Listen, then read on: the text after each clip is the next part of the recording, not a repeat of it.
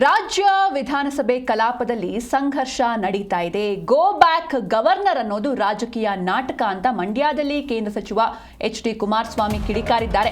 ರಾಜ್ಯ ವಿಧಾನಸಭೆ ಕಲಾಪದಲ್ಲಿ ಸಂಘರ್ಷ ನಡೀತಾ ಇದೆ.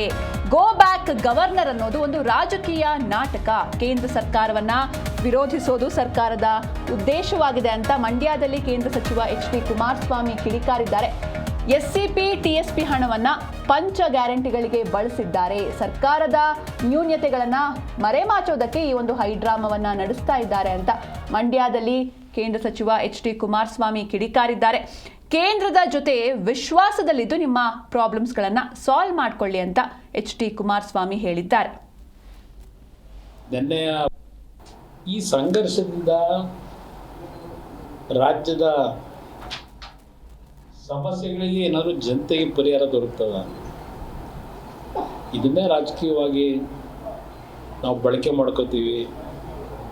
ಇವಾಗ ಗೋ ಬ್ಯಾಕ್ ಗವರ್ನರ್ ಅಂದರೆ ಯಾರಿಗೆ ನೀವು ಸಂದೇಶ ಕೊಡ್ತೀರಿ? ಗೋ ಬ್ಯಾಕ್ ಗವರ್ನರ್ ಅಂತ ಇದೆ. ಈ ದೇಶದಲ್ಲಿ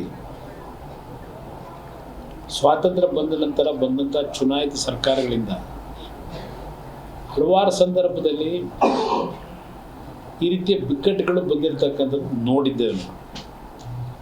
ನೆನ್ನೆಯ ಪ್ರಕರಣ ಏನು ಹೊಸ ಒಂದು ವಿಶೇಷವಾದಂಥ ಪ್ರಕರಣ ಏನಲ್ಲ. ಇದಕ್ಕೆ ನೀವು ಮಹತ್ವ ಕೊಟ್ಕೊಂಡು ಎಷ್ಟು ದಿನ, ಏನೋ 5 ದಿನ ಏನೋ ಕರ್ಕೊಂಡಿದ್ದೀರಿ ಕಲಾಪ. ಯಾವ ನಿಮ್ಮ ಪ್ರಮುಖವಾದಂಥ ಉದ್ದೇಶವೇ ಮನ್ರೇಗಾ ವಿಷಯದಲ್ಲಿ ಕೇಂದ್ರ ಸರ್ಕಾರ ಇತ್ತೀಚೆಗೆ ತೆಗೆದುಕೊಂಡಂಥ ಒಂದು ಹೊಸ ಬಿಲ್ ತಂದಿದ್ದಾರೆ, ಮಾರ್ಪಾಡುಗಳನ್ನು. ಅದು ದಲಿತ ವಿರೋಧಿ, ಅವರಿಗೆ ಬರದೇ. ಅದು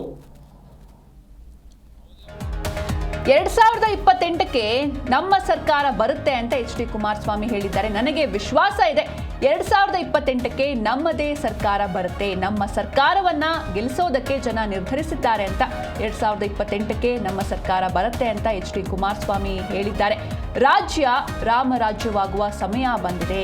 ಯಾರು ಬೇಡ ಅಂದ್ರೂ ಕೂಡ ನಮ್ಮದೇ ಸರ್ಕಾರ ಬರುತ್ತೆ ಅಂತ ಮಂಡ್ಯದಲ್ಲಿ ಎಚ್.ಡಿ. ಕುಮಾರಸ್ವಾಮಿ ಹೇಳಿಕೆಯನ್ನ ನೀಡಿದ್ದಾರೆ. ಈ ಹಿಂದೆಯೂ ಕೂಡ ಅಂದ್ರೆ ಸಂಕ್ರಾಂತಿ ಹಬ್ಬದ ದಿನ ಅವರು ಸಿಎಂ ಆಗಬೇಕು ಎನ್ನುವಂಥ ಒಂದು ಆಕಾಂಕ್ಷೆಯನ್ನ ವ್ಯಕ್ತಪಡಿಸಿದ್ರು ಎಚ್.ಡಿ. ಕುಮಾರಸ್ವಾಮಿ ಅವರು. ಅಂದ್ರೆ ನಾನು ರಾಜಕಾರಣದಲ್ಲೇ ಇರ್ತೀನಿ, ಜೊತೆಗೆ ಯಾವಾಗ ರಾಜ್ಯಕ್ಕೆ ಎಂಟ್ರಿ ಕೊಡಬೇಕು ಅಂತ ನಾನು ತೀರ್ಮಾನವನ್ನ ತೆಗೆದುಕೊಳ್ತೇನೆ ಅನ್ನೋದಾಗಿ ಒಂದು ಸಂಕ್ರಾಂತಿ ಹಬ್ಬದ ದಿನ ಒಂದು ಸ್ಟೇಟ್ಮೆಂಟ್ ನೀಡಿರ್ತಾರೆ. ಇದೀಗ ನನಗೆ ವಿಶ್ವಾಸ ಇದೆ, 2028ಕ್ಕೆ ನಮ್ಮದೇ ಸರ್ಕಾರ ಬರುತ್ತೆ, ನಮ್ಮ ಸರ್ಕಾರವನ್ನ ಗೆಲ್ಲಿಸೋದಕ್ಕೆ ಜನ ನಿರ್ಧರಿಸಿದ್ದಾರೆ ಅಂತ ಮಂಡ್ಯದಲ್ಲಿ ಎಚ್.ಡಿ. ಕುಮಾರಸ್ವಾಮಿ ರಿಯಾಕ್ಟ್ ಮಾಡಿದ್ದಾರೆ.